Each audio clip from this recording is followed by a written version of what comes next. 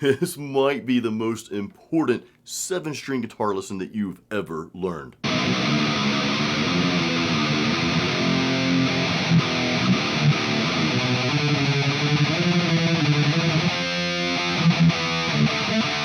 So I have got 3 7-string guitar exercises that I want you guys to go through here. And actually each exercise, there's gonna be 2 parts to that. I want you to play it 2 different ways, and there's a method behind my madness. We'll call this 7-string madness. There's gonna be 2 ways to play each riff that we're about to go through here. And again, this is really gonna help you just level up your 7-string guitar abilities. Like from, if you're at like 2, you're going to be at like 12, and the top is 10. Anyway, it's going to make you a better 7-string guitar player. Hang around, because after the lesson, we are going to have a little bit of tone talk as well, and that's always fun. So this first riff I'm going to show you is kind of like a really typical play the heaviest notes possible type riff. I'm gonna just make it really simple for you, just so we can translate what we're gonna do easily next to the other octave that we're gonna be playing this at. So here's what this sounds like.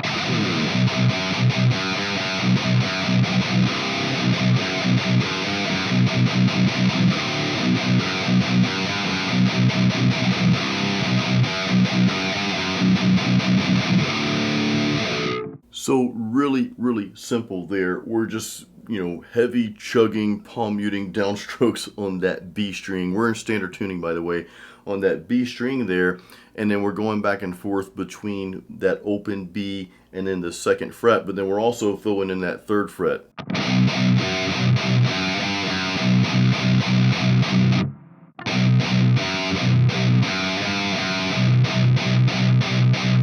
And then I'm just going to, I almost called this an F power chord because I'm still thinking of 6 string, but we're going to a C power chord, okay, and then we do the riff again, and then we go to a D power chord. So let me play that through one more time.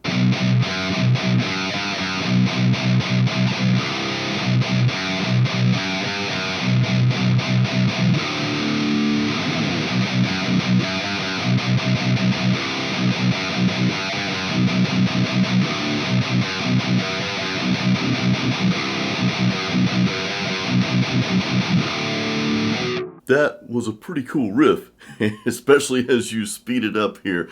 I had fun playing that, and I'm sure you guys did too if you're playing along. All right, so what we want to do now is take that same riff, but play it an octave higher. So here's where we're going to play it.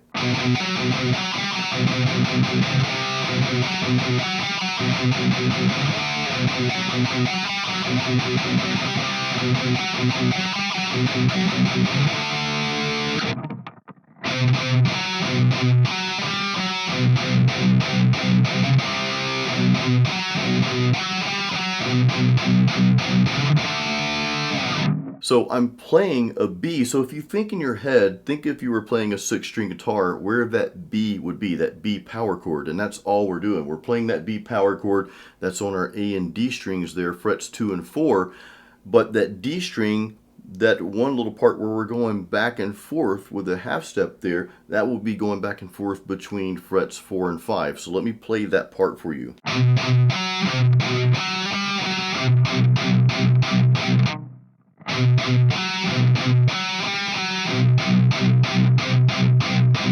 Now, the power chords, again, same power chords. We're going to be playing a C power chord the first time around, and then we'll go to the D. And think of your 6-string guitar where that C and that D is, and it'll be easy to play it once you think of it in terms, because that extra B string, and this is kind of the struggle I had when I first started playing 7-string guitar, it's like almost like your mind goes blank. It's like, oh crap, where's all my regular notes at? Again, so this really helps with that. So kind of like switch your mind over to the 6-string thinking and then play that C and that D. So let's go through that.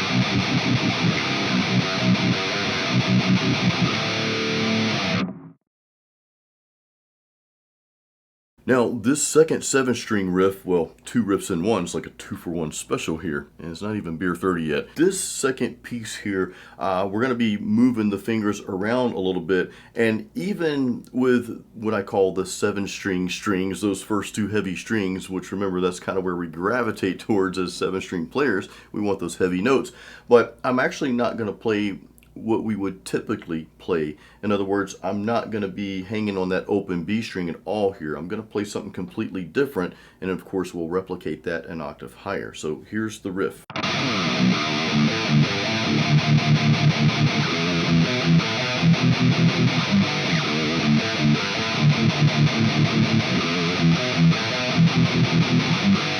Alright, so this is power chord based here, and we're just kind of doing some riffing and some palm muting back and forth here, and I'll slow that down for you, but really the thing to remember here are the chords, and we're playing the D power chord, then we're also doing the same thing, playing an E power chord on those first 2 strings, the B and the E strings there. After that, we do a really quick hit on that G power chord, but again, we play all of that on those first 2 strings there. So let me go through this slowly for you.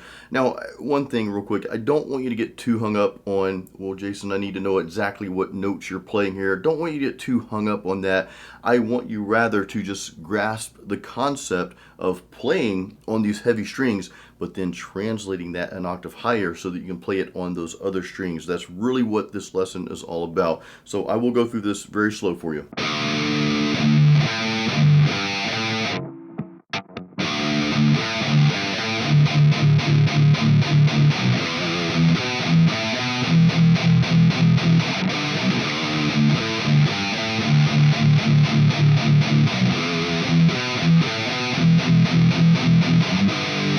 I'm going back and forth, a lot of palm muting back and forth between those 2 strings as I'm hitting those single notes and then going back to palm muting that first note there. So let's translate that over to some higher strings. Let's move that up an octave.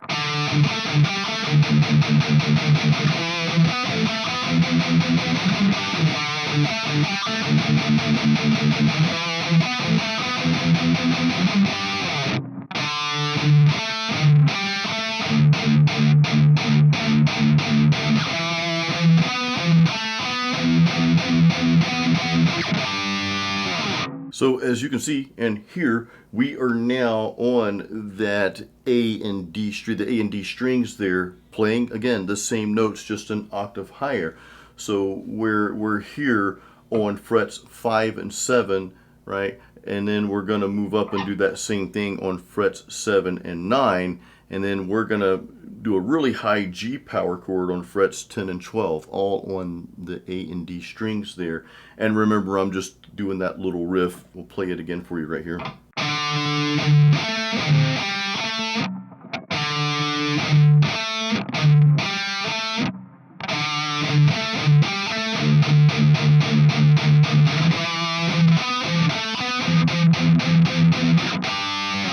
So that's all we're doing. We're just those 2 power chords, well, 3 power chords with that little G that we end on there, but that's it. So let me run through both of those one more time for you.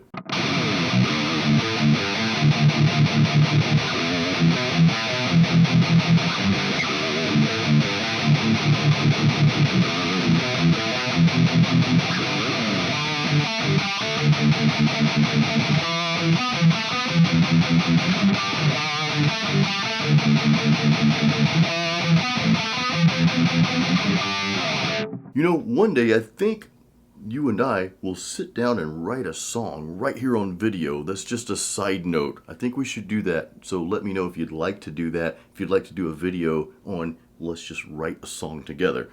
Yeah, let me know in the comments if you think that's a good idea. Now this third and final 7-string riff, I kind of want to throw like more of a 7-string melodic death metal-y type thing in here and play that an octave higher. So let me think of something. Okay, I've got a riff. Let's play this.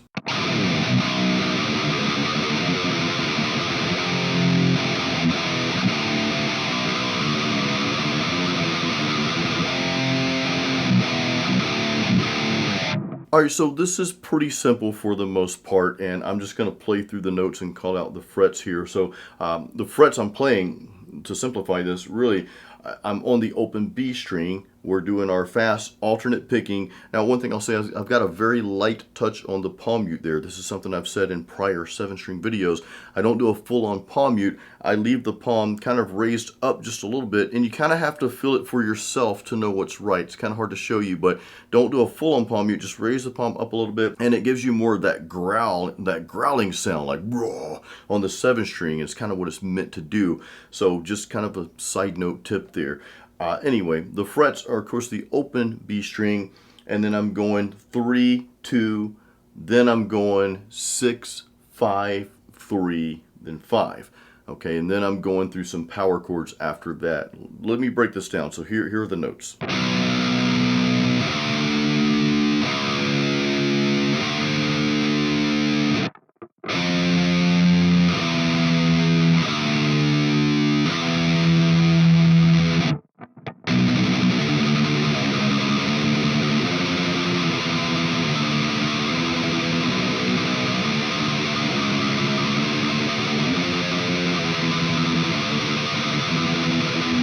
And that's it. Then I go to the power chords, which I'm playing an F, then an E, and then the D.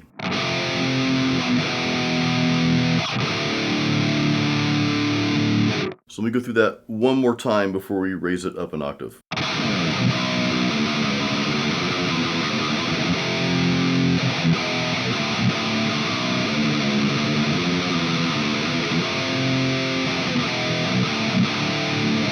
And to be completely transparent, I don't know if what I just played was what I played before exactly, because a lot of times I just make these riffs up as we're filming the video here.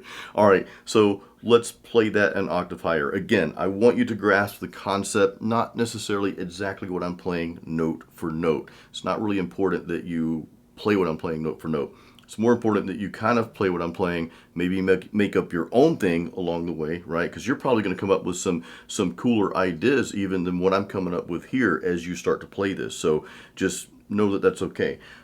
Again, the concept is going from those low notes on those first 2 strings, where again we gravitate towards on our 7th string, to playing those an octave higher, which forces us to play on some different strings in some different areas throughout the fretboard. So let's translate that to an octave higher.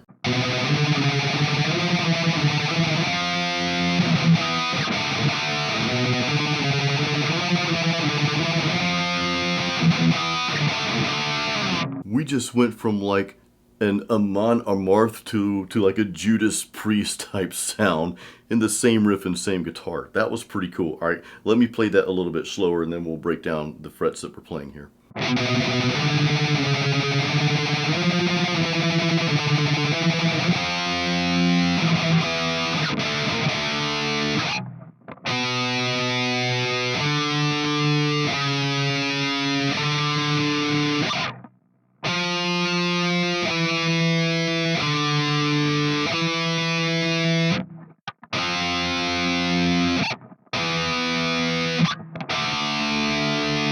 So we're on that A string 2nd fret. So we're not playing an open string like we were with a lower octave, and that's kind of what makes these types of riffs more challenging. You're trying to place, or you're not trying, you're playing something that was originally meant to be played with an open string, but you're not playing an open string. So again, that's kind of the challenge here, and that's what makes these riffs more fun, I guess. So we're on the 2nd fret, okay, of the A string. Then we're going 2, 5, 4, 5, okay, 2, 5, 4, 5. Then we're moving up to 8, 7, 5, right?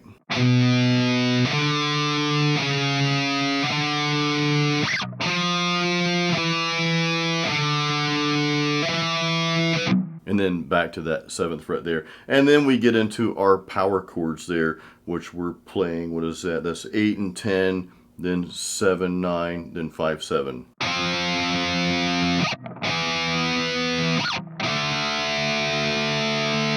So that's pretty much it. Let me run through this one more time and then we'll play the whole thing together.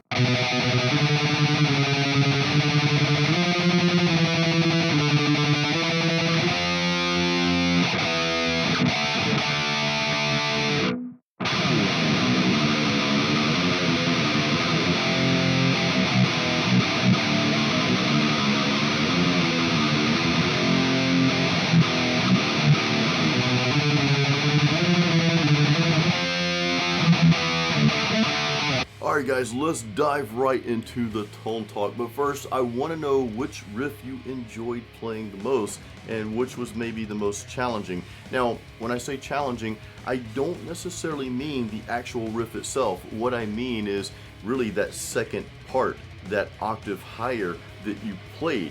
I want to know which one of those was the most challenging, because that was really the culprit of this whole lesson here. I wanted you guys to play on those heavy strings there, the B and the E string, but then I wanted you to translate that an octave higher, which forced you to play probably in some different areas on the fretboard that you might not be used to playing on your 7-string guitar. Because look, us 7-string guitar players, we do tend to gravitate towards those heavier notes, and rightfully so. That's why we bought a 7-string, because those notes sound awesome, man.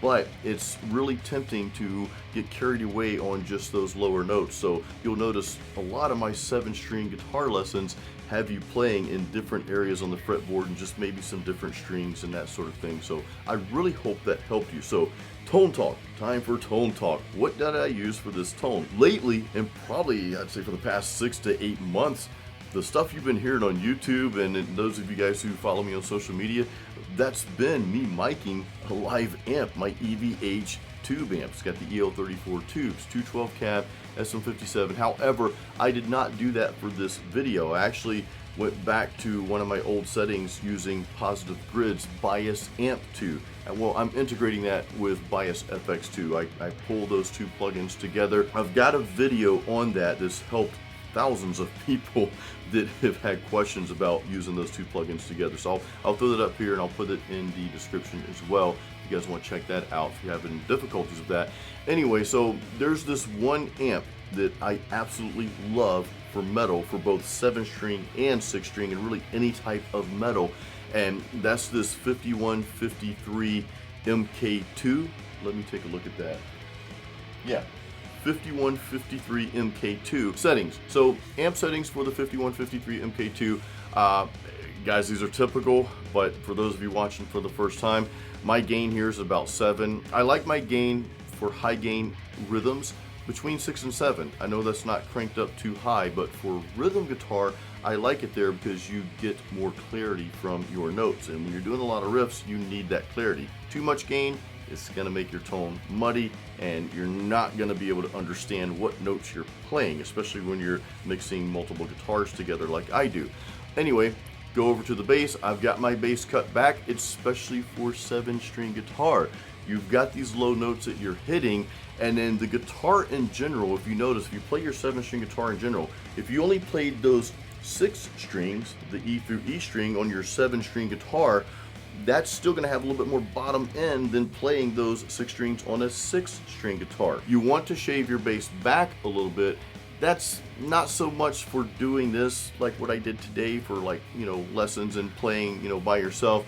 But if you're going to put this in the full mix, you want to shave some of that bottom end off, and probably a little bit more in playing a 7-string guitar, because again, you've got that natural bottom end. So we go over to the mids. I always shave my mids back a little bit. I know some 7-string players like to actually boost their mids a little, and I know some of the I know there's different types of subgenres of metal that have a mid boost, and that can sound good. I mean, hey, to each their own. I'm kind of old school. I've always liked that mid cut a little bit to about 3.94, something like that. That just suits my style. Move over to the treble. I've got that boosted. Usually have that boosted between 6 and 7 on everything. Presence, I've got that boosted as well to about between 6 and 7. Depending on the amp, that will determine what my presence setting is. Sometimes it's between 6 7. On some amps, like my real EVH amp that I have sitting over there, which you guys can't see, I cut my presence back to about 4 on that amp. So again, it just depends on the amp. that I'm playing through. The only effects I use for this, and of course these are in Positive Grid's Bias FX, which is why I merged these two plugins together. I did use a noise gate. You must have a noise gate with this amp, and I also used the Screamer sim there. So the settings are pretty generic here, so nothing special, nothing to see here. But yeah, that's pretty much it. That's the tone I use for this video today. So let me know how you like that tone. Now, the last note on tone in regards to this specific video here. Normally, I like to give you guys a full mix, even if it's just like the intro of the video. I like to throw in a full mix. I did not do that this time because my bass guitar is in the shop. There's something wrong with the jack, so I've got that in the shop getting fixed as we speak, and I hope it's available to me soon because I kind of need that.